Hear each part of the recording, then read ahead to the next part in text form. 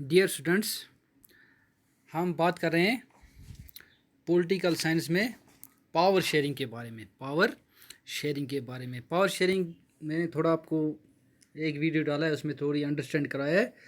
तो इसके लिए दो कंट्रीज़ की मिसालें दी गई थी, दो कंट्रीज़ की, बेल्जियम और श्रीलंका की।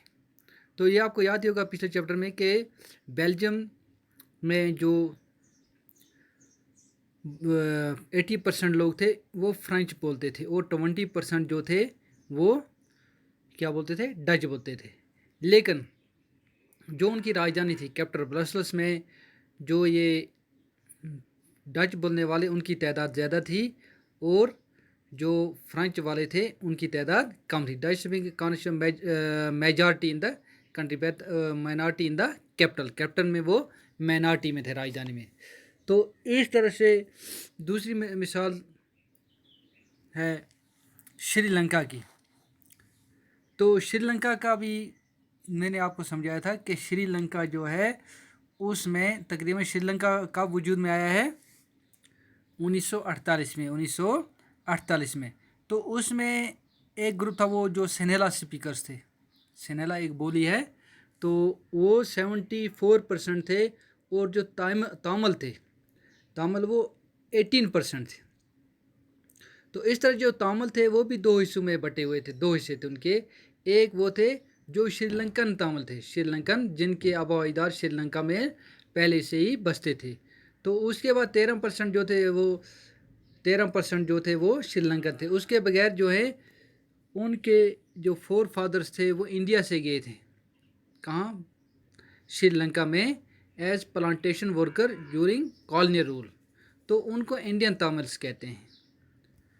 तो Sri Lankan Tamils are in the north east of the country. तो most of the Sinhala speaking people of Buddhist, Sinhala speaking people जो हैं वो बुद्धिस्ट हैं। 7% लोग वहाँ तकरीबन क्रिश्चियन हैं। जो तामिल हैं वो हिंदू भी हैं और मुस्लिम भी हैं। और क्रिश्चियन जो हैं वो दोनों, क्रिश्चियन की तादाद जो है वो 7% है। वो दोनों तामिल भी और सिन्हाला भी हैं।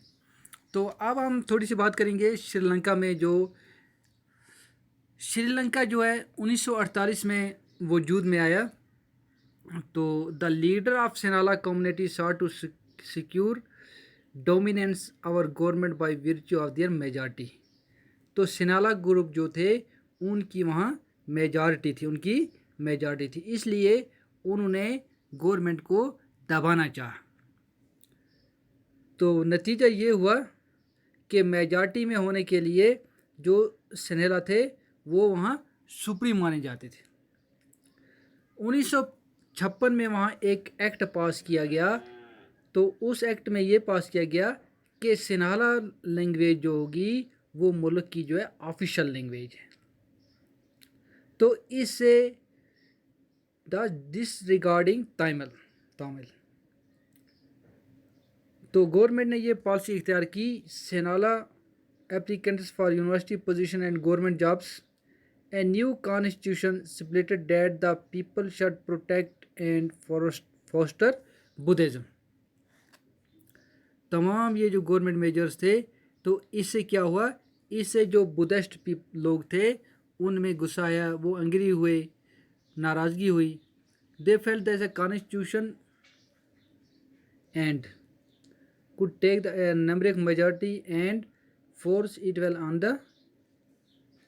तो इस तरह से ये बात हुआ कि जो ये मेजॉरिटी थी किसकी, सिनाला ग्रुप्स की, इनको गवर्नमेंट तरजीह देने लगी किस पर, तामिल्स पर।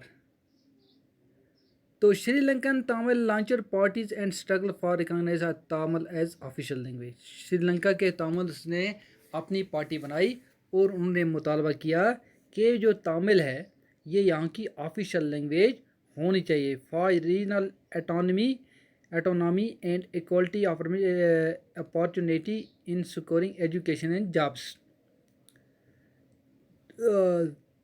उनकी जो डिमांड्स थी उनको गवर्नमेंट ने इनकार कर दिया।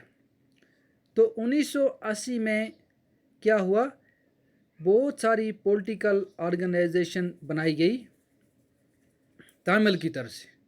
independent Tamil states in north and eastern part of Sri Lanka. तो इससे ये हुआ, this disrupted between two community turned into widespread conflict. तो ये एक झगड़े की तजाद की सूरत इख्तियार कर दिया। तो आस्ता आस्ता ये सिविल वार में तब्दील हो गया। सिविल वार में इसमें तकरीबन हज़ारों लोग जो थे दोनों कम्युनिटी के मारे गए और कुछ फैमिली जो थी उनको वहाँ श्रीलंका छोड़ के दूसरे मुल्कों में रफूजी के तौर पर रहना पड़ा। तो आपको याद ही होगा कि श्रीलंका में जो तमिल टाइगर से उन्होंने पार्टी बनाई थी LTTE। तो उन्होंने क्या किया, उन्होंने गवर्नमेंट के ख़िलाफ़ एहतजाज किया कि एक जंग छेड़ दी, सिविल वार छेड़ दी। तो economic country it ended in 2009 में फिर गवर्नमेंट ने उनको क्या कर दिया, क्रश कर दिया। तो इसी तरह से बेल्जियम की मिसाल, बेल्जियम में 1970 से 1993 तक ये तजाद रहा कि जो वहाँ दो ज़बानें बोलने वाले थे, फ्रेंच और डच। तो जो वहाँ का कॉन्स्टिट्यूशन था उसमें यह था, number of Dutch and French speaking minister shall be equal in central government. 1993 में उन्होंने फिर एक्ट पास किया कि जो डच बोलते हैं और जो फ्रेंच बोलते हैं उनके जो मिनिस्टर होंगे कैबिनेट में, सेंटर में, वो बराबर होंगे। तो कुछ को जैसे मेंबर्स थे उनको माइनॉरिटी कम्युनिटी की भी सपोर्ट मिली, ईच लिंग्विस्टिक ग्रुप। तो इस तरह single community can make decision on literary. तो सिंगल कम्युनिटी जो थी अब वो वहाँ डिसीजन नहीं बना सकती थी। इस तरह नतीजा ये हुआ कि जो ये बेल्जियम था इसमें लड़ाई नहीं हुए, झगड़े नहीं हुए, इसमें उन्होंने ऐसा कॉन्स्टिट्यूशन बनाया कि जिसमें उन्होंने डच वालों को भी बराबर हिस्सा दिया और फ्रेंच स्पीकिंग जो थे उनको भी बराबर हिस्सा दिया। तो मुल्क में तसाद नहीं हुए, मुल्क में सिविल वार नहीं हुआ, तो मुल्क आगे बढ़ा, मुल्क तरक्की करने लगा। तो ये दो मिसालें आपको दी, श्रीलंका की और बेल्जियम की। बेल्जियम ने जल्दी सिचुएशन पर कंट्रोल कर दिया। उसने कहा कि कोई भी जो ज़बान बोलने वाले हैं ये स्पेशल नहीं है। तो उन्होंने बराबर का हिस्सा दिया डच वालों को भी और किसको, फ्रेंच वालों को भी। इसके बरअक्स श्रीलंका वालों ने क्या किया, श्रीलंका वालों ने सनेला वालों को ज़्यादा तरजीह दी और तामिल्स को कम। नतीजा ये हुआ कि मुल्क में बहुत सारी जानें चली गई, हज़ारों की तादाद में लोग मारे गए, कुछ माइग्रेट हो गए, रफूजी बन गए। तो इस तरह से वहाँ सिविल वार छिड़ गई जो 2009 में ख़त्म हुई। तो अब हम बात करेंगे पावर शेयरिंग। पावर शेयरिंग जो है in modern democracy power sharing arrangements can take many forms. तो let us look at some of most common arrangement that we have or will come across. Power is shared among different organs of government.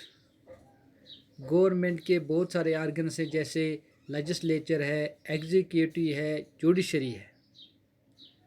तो इनमें जो है इख्तियार का तबादला होता है। तो इनमें कोई भी जो है वो सुप्रीम नहीं है, non organ can exercise unlimited power, किसी ऑर्गन के पास भी नहीं है। Balance of power among various institutions. तो इसमें ये क्या है कि पावर जो होने इख्तियारात बैलेंस होने चाहिए। क्या होने चाहिए? बैलेंस। जैसे हमारे ये जो लेजिस्लेचर हैं ये स्टेट असम्बलीज़ में या पार्लियामेंट्स में क्या करते हैं, कानून बनाते हैं, और जो एग्जीक्यूटिव जो है वो इसका क्या करती है, इम्प्लीमेंट करवाती है। और जुडिशरी जो है, जुडिशरी देखती है कि जुडिशरी जो है वो एक अंपायर के तौर पे काम करती है। वो एक, जैसे कि गवर्नमेंट के में या सिविल में कुछ तजाद हो जाता है तो गवर्नमेंट जो सुप्रीम कोर्ट होता है वो उसका अंपायर के तौर पे वो उसका हल निकालती है, फैसला सुनाती है। तो उसके बाद power can be shared among government at different levels. Government भी मुख्तलिफ लेवल पर गवर्नमेंट में भी पावर इख्तियारात का तबादला होता है। जैसे यहाँ हमारा इंडिया है, इंडिया में 3 टायर गवर्नमेंट सिस्टम है। तो जैसे यहाँ सेंट्रल गवर्नमेंट है, सेंट्रल गवर्नमेंट भी कहेंगे और यूनियन गवर्नमेंट भी कहेंगे। तो इससे सेंट्रल गवर्नमेंट जो होती है वो पूरे मुल्क की हुकूमत होती है, पूरे मुल्क की। जैसे यहाँ जितनी स्टेट्स हैं उनका तमाम स्टेट्स पे कंट्रोल होता है, तो वो पूरे स्टेट्स में होती। इस तरह से जो उसके बाद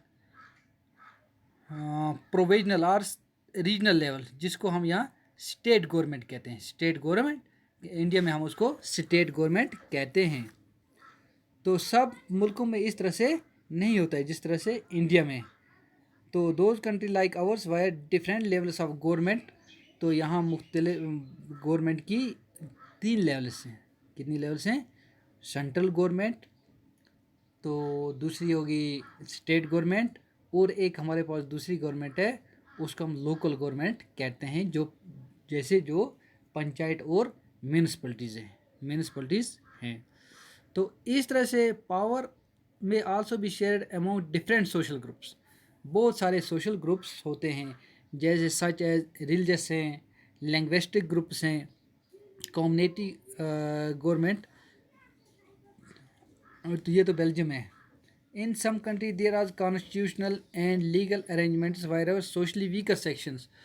तो यहाँ जो समाज के बिछड़े हुए तबके होते हैं उनको भी ये राइट दिया जाता है, उनको भी अपलिफ्टमेंट के लिए हौसला अफजाई की जाती है। जैसे उनको, जैसे यहाँ ST है, SC है, OBC है, उनको रिजर्वेशन दी जाती है क्योंकि वो लोग माली तौर पे और एजुकेशनली बैकवर्ड होते हैं।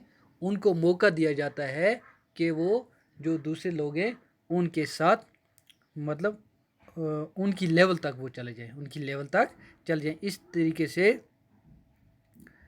पावर में also be shared among different social group. Social groups का मतलब यही है कि रिलीजियस ग्रुप हैं, लिंग्विस्टिक ग्रुप हैं, तो जो बिछड़े हुए समाज के बिछड़े हुए तबके होते हैं, जो एजुकेशनली बैकवर्ड होते हैं, जिनकी माली हालत ठीक नहीं होती है, तो उनको गवर्नमेंट नौकरीज़ में, उनको ये जो असम्बलीज़ की सीटें होती हैं तो उनमें उनको क्या दी जाती है? रिजर्वेशन दी जाती है। Power sharing arrangement can also be seen in the way political parties, pressure groups and governments and movements। तो पावर जो शेयरिंग इनका तो पॉलिटिकल पार्टीज़ में भी होता है, प्रेशर ग्रुप्स में होता है और मूवमेंट्स में भी होता है। तो अब हम बात करेंगे कि स्टेट के अंडर कौन कौन सी चीज़ आती है और इसके स्टेट के अंदर कौन कौन सी चीज़ आती है और सेंटर के अंदर कौन कौन सी चीज़ आती है। जैसे